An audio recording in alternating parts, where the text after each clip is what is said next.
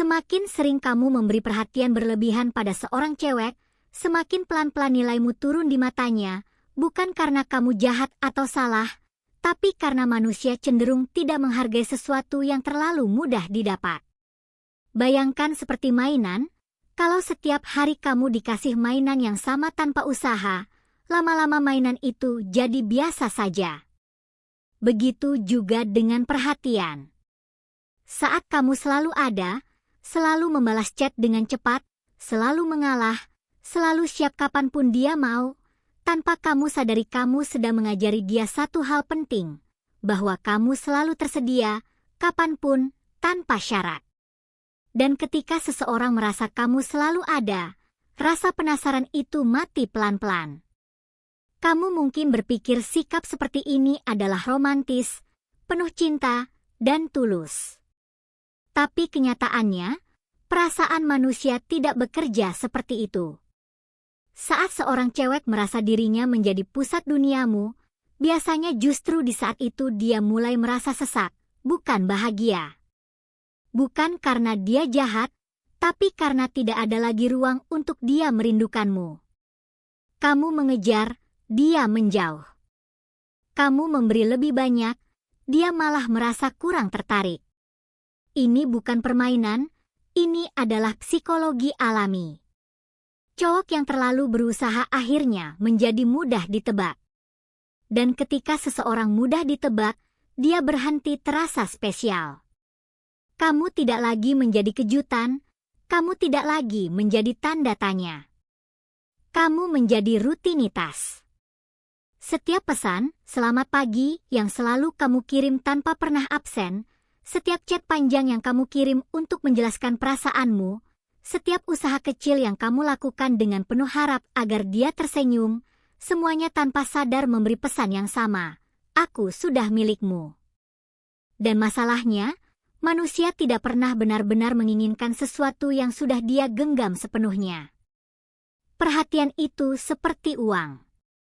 Kalau kamu memberi tanpa batas, dia akan merasa kaya. Tapi orang yang terlalu kaya cepat bosan, karena tidak ada lagi yang perlu dikejar. Kamu mungkin merasa memberi cinta tanpa henti adalah hal yang baik dan mulia. Tapi yang sering dia rindukan diam-diam justru bukan kata-katamu, bukan usahamu, melainkan satu hal yang kamu takutkan, ketidakhadiranmu. Saat kamu tidak selalu ada, saat kamu tidak selalu membalas, saat kamu memilih diam dengan tenang, disitulah pikirannya mulai bekerja. Cara stoik itu sebenarnya sederhana. Bayangkan dirimu seperti gunung. Gunung tidak bergerak hanya untuk membuktikan bahwa dia tinggi. Dia tidak mengejar siapapun agar diakui. Dia hanya berdiri kokoh, tenang, dan diam. Kamu tidak perlu mengorbankan jadwalmu hanya demi satu senyuman.